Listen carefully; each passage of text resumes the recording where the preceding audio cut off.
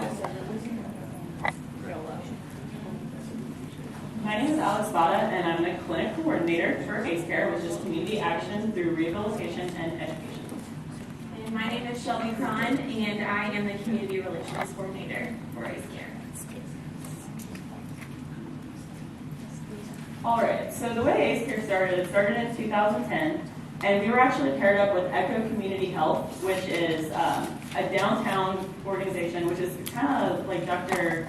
Wagner said before. It was a transdisciplinary approach. We had a lot of access to the community, right where our patient need was, and we, through federal tort law and Echo's mission, they decided that they were no longer able to provide PT services or surgery to any other patients. So we identified a huge need. There was 150 patients on our PT wait list, and we really, really wanted to be able to serve that population. So we decided that we wanted to start our own clinic and bring patients to campus. So when we were here last year, we kind of had this huge lofty idea that we were going to start this clinic. We didn't have a clinic to begin with. So we were going to start this clinic. We were going to incorporate athletic trainers, nursing students, PTAs, PTs, and we were going to just treat everyone. Didn't matter if you had insurance or not. Well, after we left here, we got a lot of ideas, and we decided that that really wasn't in our mission. We were going to narrow it down a little bit, be a little bit more specific, and just open it up to physical therapy students. And we were only going to treat the uninsured and underinsured, which was our primary mission to begin with. So as of September 2013, we opened our own clinic on campus. And it's been going really well so far, but Shelby's going to tell you a little bit more about it. So right now, as Alex mentioned, our mission is to provide pro bono physical therapy services to focus on the uninsured and underinsured population, and we're working really hard to do that and to accommodate the large wait list of patients that we have.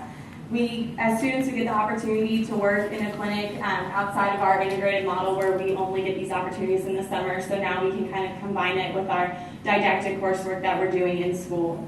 We get opportunities to build confidence and work with a licensed physical therapist all the time and ask them questions, which really helps us get more hands-on experience. So this a little bit about our operation. We have a student board, which Alex and I are both members, along with 5 to 6 other students in different positions. A faculty advisor who oversees our operation and helps us along the way in organization and kind of serves as our liaison between the community and our students and the patients themselves. We have team member volunteers. Right now we have 76 students. This is not any form, it's not mandatory for our students to participate in ACE Care, and to kind of, that's about 75% of our students right now. And we also have PT community volunteers, which are the physical therapists at the time who oversee our documentation and sign off on it and are there so that we can't operate without a licensed physical therapist that day. And we are recognized as a student organization by the university, which helps us ask for funding and use the facilities that we have. So right now we are operating in one of our larger laboratories, our neuro lab, and we have plinths, low mat tables, and one partition that we use to treat 2 patients at a time. And we have equipment that we secured through the initial grant. And this is what our lab looks like right now. We only use the large plinth in the back, and there's one actually in the front right now that you can't see from this picture. But we have some equipment, not much, a few TheraBands, some TheraPutty, and just a couple things. Right now we're trying to work on getting medical equipment and things that we can secure for our patients. But most of that came through a grant, which was mostly for wound care. But we do that, but not as much as we initially planned. So sometimes we borrow from our lab, even though we aren't really supposed to, but we'll just keep that between us. Our days and times of operation, right now we're open every Wednesday from 3 to 5:15, and on the first Thursday of the month for follow-ups, and that's what that is specifically for. So, most of our Wednesdays are evaluations because we have so many patients and quite a long wait list. As far as treatment teams, right now while our 3rd years are gone completing their final clinical, we have paired a 2nd-year student and a 1st-year student together. Our 1st years are pretty new in their coursework, especially this fall, so they do a lot of documentation for us and jump into treatment wherever they feel comfortable. And We allow them to step in however they would like and just encourage them to participate in whatever capacity that they want to. And whenever we're in the fall and we do have third years, we have a second year and third year treatment teams, and whoever feels the most comfortable with whatever diagnosis kind of takes the lead, and the other person helps and assists however, and we just really collaborate however each person feels comfortable. The clinic supervisor is one of our student board members, and they oversee the operation and of the day and just organize the paperwork, make sure each patient has what they need. We have a student who serves as a tech and sits at the front entrance of the building to ensure all the patients know where they're supposed to go and fill out their paperwork and block out their names when they sign in, so we're all HIPAA regulated and complete all the administration needs that we need to do. And we also have a PT supervisor who, as I said, oversees and signs up on our documentation, will help us with more advanced manual techniques if we ask, or just other treatment ideas. We really use them as a collaboration and just a way to bounce off ideas that we might have, and however they would like to contribute. We really appreciate their help and volunteering to be there for us. So we decided that we did not want to eliminate ECHO at all because they were a great help to us to begin with. So what we decided is that they were actually going to be who provides all of our referrals. They've been amazing. We have, right now, since September, we have treated 28 patients currently and have 34 patients on our waiting list. So in just a few months, we've already gotten close to 60 patients. And the one problem that we are having, though, is that we're limited by our referral. Indiana just got direct access, like, in July. So we really have to be careful about what we're able to do. Like, we have to make sure our referrals are current every 30 days. And if we get a referral for low back pain, we can only treat low back pain even if they have an ankle sprain. So it's difficult on us as students to have a patient come in and say, oh, I'm here for my back, but my ankle hurts as well. And we can address it in other ways, you know, maybe like address more cardio, those instances, but we can't actually like eval their ankle. So this is pretty funny. Right now, the way that we communicate and schedule our patients is that we bought a track phone from Walmart and we buy minutes on it. We set up a voicemail account, and this is how the patients contact us. We have a student schedule who's on our board, and she's responsible for keeping track of who comes in, who's discharged, new evals, and follow-ups, and she calls them each day. We operate on Wednesdays, so she calls them on Tuesdays and lets the patients know, oh, hey, don't forget. Because this population that we're treating is, sometimes they don't necessarily like have a calendar that they follow. They might not have a ride. So we really want to make sure that we have as much access to the population as possible. And she's also responsible for sending out maps and directions to our facility if we have an address provided from our patients. And we have signs out that direct patients toward our front entrance, and the tech is there and checks them in. So this is our most, he comes back a lot. He's our most compliant patient. He probably comes back once every 2 weeks, and when he first came in, he had a CVA a few years ago, and he was not able to use his cane. He was stuck in a flexion synergy, and after about 3 months, he came in, and you wouldn't even really have known that he had had a stroke. And I credit that to our students. They've 100% treated him the entire way. We see a lot of low back pain. I would say that 50% of our diagnoses are low back pain, and cervical pain kind of goes right along with that. Seeing a few CVAs, lots of shoulders, knee pain, and like Shelby said, most of our original grant was secured to treat open wounds. We haven't really seen a lot of that, but we have all the materials necessary. We have so much Pro4 that I don't really know what to do with it at this point. We are doing a research study. It's our pilot study, and it's to determine the patient perception of physical therapy that our students provide. And what we do is, in order to make sure that patients feel comfortable filling out our survey, we have the PT volunteer hand them the survey on their second visit, or later, it just has to be about their second visit, and they fill out how comfortable they feel being treated by patients and how they think they're getting better. Right now, we only have 7 participants with a maximum of 30, just because once a patient is evaled, it's incredibly difficult to get them back in for a follow-up because we have so many patients on our waiting list, and we can only treat 4 patients a week, with the exception of Thursdays, where we can treat 8 patients that week. With any new clinic, there are a lot of challenges. Obviously, our budget is probably our biggest challenge. Like Shelby said, our clinic is not integrated into our coursework at all. It's strictly volunteer. And we've operated on a budget of $135, which is pretty crazy. We were not able to ask for money for the student government organization last semester because we were so new. So we've had to use our manual skills. We don't have any modalities. We need to use our education of like therapeutic exercise and really treating patients with what we know how to do, not necessarily what a modality machine can do. Continuity of care is a huge issue. I know some clinics have like electronic documentation. We don't have that, mainly because we have a budget of $135. So we've been operating on a patient documentation system. And it's really hard to do that because a lot of patients and students have different names for exercises. Like, for example, prone on elbows, one of our classmates wrote POE, and when I was treating our next patient, it just didn't occur to me that that was prone on elbows. So it would be very helpful if we had a way to categorize our exercises and what we've been able to do. But with our first years documenting, it's been an amazing opportunity for them because personally as a first year student last year on my clinical, I didn't really know what I was doing. When I walked in, I was like, oh, okay, I guess I'm gonna treat patients now. But it's been amazing for them to see the eval process, see what they actually need to write down. We also have communication with our patients is a huge issue. A lot of our patients don't have cell phones. They don't have permanent addresses. They're constantly moving around. So when we're trying to contact them, it's almost impossible to be able to get in touch with them every time.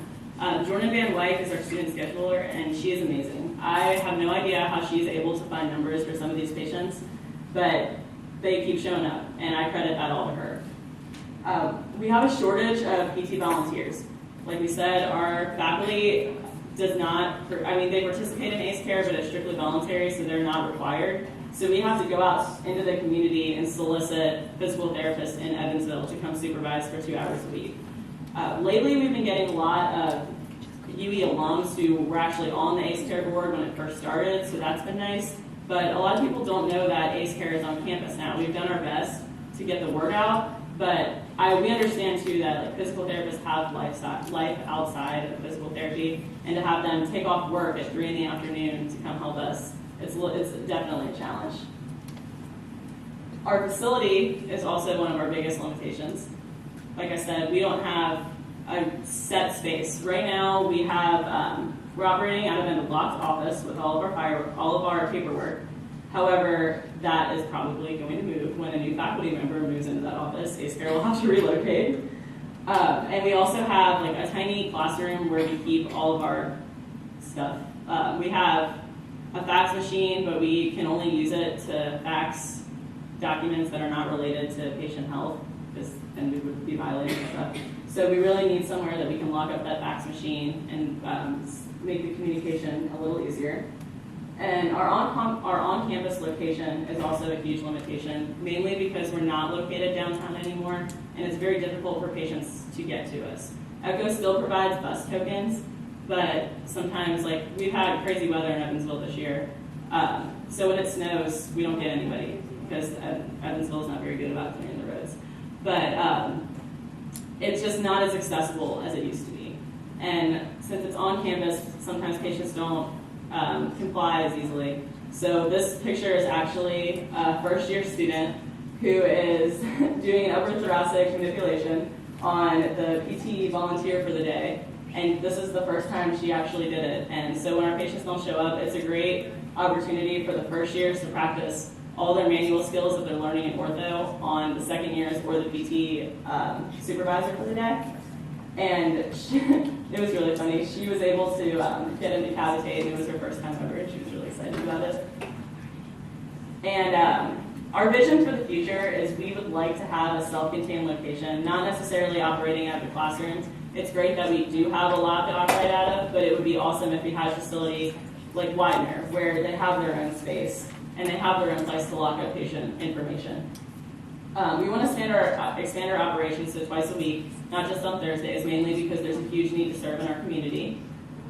And we also want to see a greater number of clients. Right now, ECHO is the only people who are providing referrals to us, but there are other entities in town that see this patient population, and we would like to see maybe people under the age of 18 eventually. I know Easter Seals is an organization in town that if their medical insurance exhausts, then maybe they can come to us and they can still get the physical therapy that they need. And we also want to continue to apply our knowledge from coursework and serve the population in need. I know, especially in orthopedics, we do that in our first year. A lot of our patients are chronic musculoskeletal conditions. So it's great that once a first year learns a new technique, they can immediately come to the clinic and apply it, much like TJ was talking about earlier. And there's talk about collaborating with IU Medical School. Right now there's plans to build University of Indiana Medical School in downtown Evansville. And if we were able to do that, then we could possibly operate out of that facility. It might be a little more accessible for our patient population, and we would have more access to referrals that way. And any questions? Is your space your space, or is that also a lab space for class? That is a lab space for class that we borrow. It is not our space at all.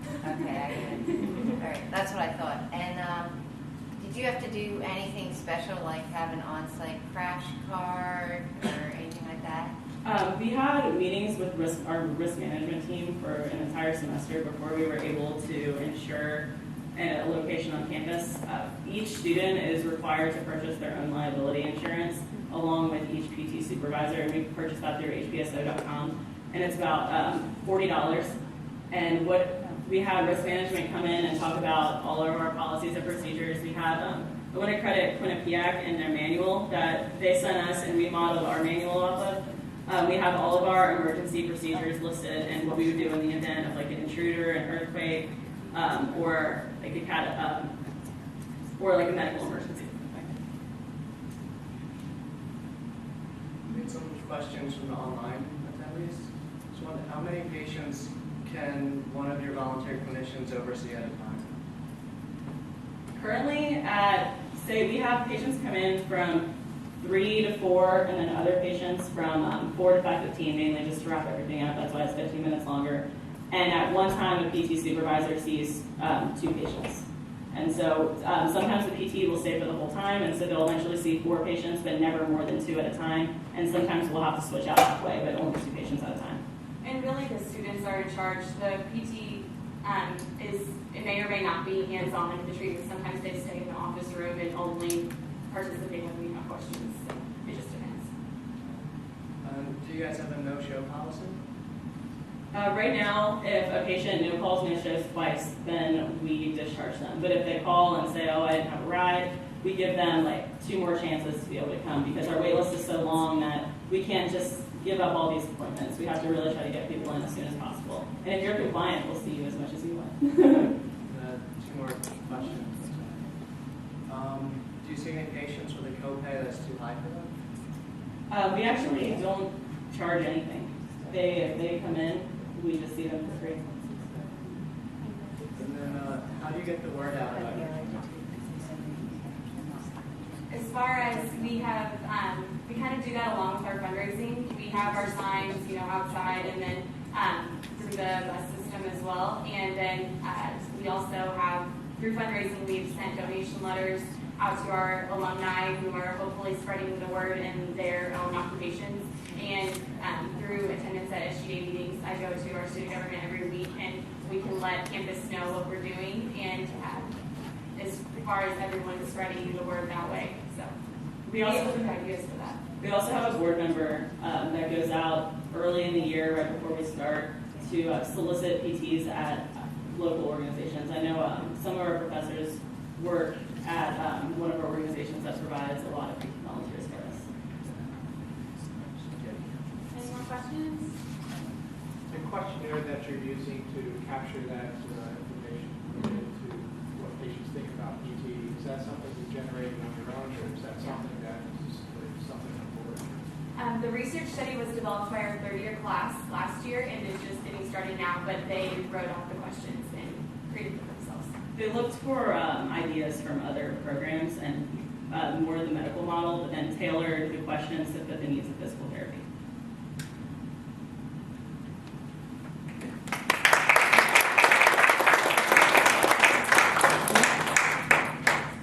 Okay, so it's time for lunch now. Just a few reminders. If there's room. They're going to have a faculty table, so either follow Robin or Jill, who will probably be in the other room.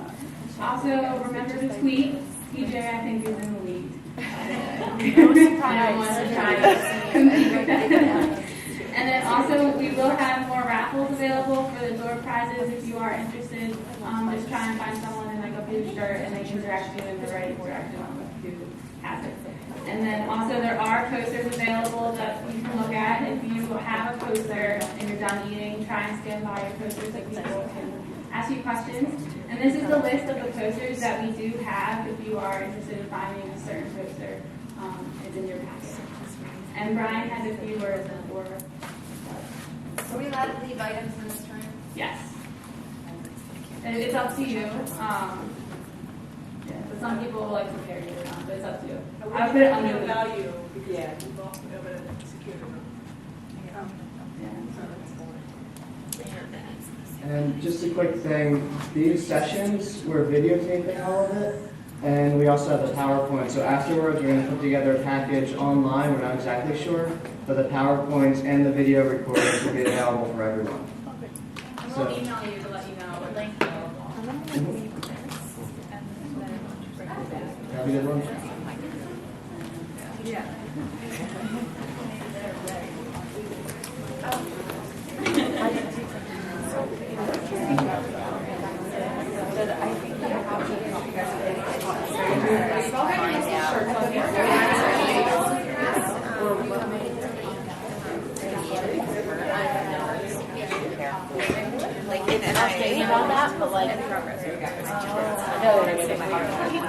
Well, I know Crash Cart's one. We're not all